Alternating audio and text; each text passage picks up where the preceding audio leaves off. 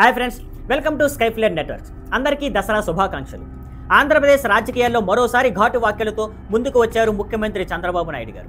విజయనగరం జిల్లాలో జరిగిన ఒక బహిరంగ సభలో ఆయన మాజీ ముఖ్యమంత్రి వైఎస్ జగన్మోహన్ రెడ్డి పాలన పోల్చుతూ నేరుగా ఒక పదం వాడారు. నేను జగన్ లాంటి తొగ్లక్ను కాదు, ఇది కేవలం మాట మాత్రమే కాదు.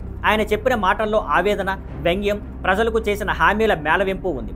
చంద్రబాబు స్పష్టం చేశారు, జగన్ పాలనలో ప్రజలు ఆనందంగా పండుగలు జరుపుకోవడానికి కూడా స్వేచ్ఛ ఉండేది కాదని, చెట్లు నరికివేయడం, రహదారులు తవ్వడం, ఆంక్షలు విధించడం, ఇలా ప్రజల హర్షం మొత్తం అణిచివేశారని విమర్శించారు.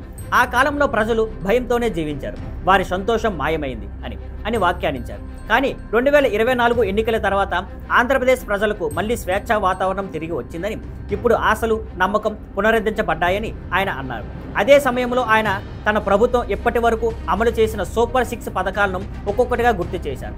తల్లికి వందనం, పిల్లలున్న కుటుంబాలకు ఆర్థిక సహాయం, అన్నదాత సుఖీభవ, రైతులకి నేరుగా డబ్బు అందించడం, స్త్రీ శక్తి, మహిళలకు ఉచిత ఆర్టీసీ ప్రయాణం, దీపం 2, ప్రతి కుటుంబానికి సంవత్సరానికి 3 ఉచిత గ్యాస్ సిలిండర్లు, అక్టోబర్ 4 నుంచి ఆటో డ్రైవర్లకు 15,000 రూపాయలు సాయం, మెగా డిఎస్సి, 15,000 మంది ఉద్యోగాల భర్తీ, అలాగే కేవలం 16 నెలల్లోనే 48,000 కోట్ల పెన్షన్లపై ఖర్చు చేశామని, తమ ప్రభుత్వం పూర్తిగా ప్రజల సంక్షేమం కోసం అంకితమైందని హైలైట్ చేశారు. మిత్రులారా, ఈ వేదికపైన ఆయన మరొక్కసారి చెప్పిన మాట, నా పాలనలో అభివృద్ధి ఉంటుంది, స్థిరత్వం ఉంటుంది, ప్రజలు సంతోషంగా ఉంటారు, జగన్ పాలనలాగా భయం ఉండదు, ఆంక్షలు ఉండవు. ఇదే ప్రస్తుతం ఆంధ్రప్రదేశ్ ముఖ్యమంత్రి చంద్రబాబు నాయుడు ఇచ్చిన స్పష్టమైన హామీ.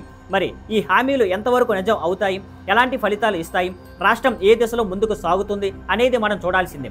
ఇలాంటి తాజా రాజకీయ విశేషాలు, ఎక్స్క్లూజివ్ అప్డేట్స్ కోసం మా ఛానల్ని ఫాలో అవ్వండి. See you on Skyflare networks. Thank you for watching. Please like, share and subscribe.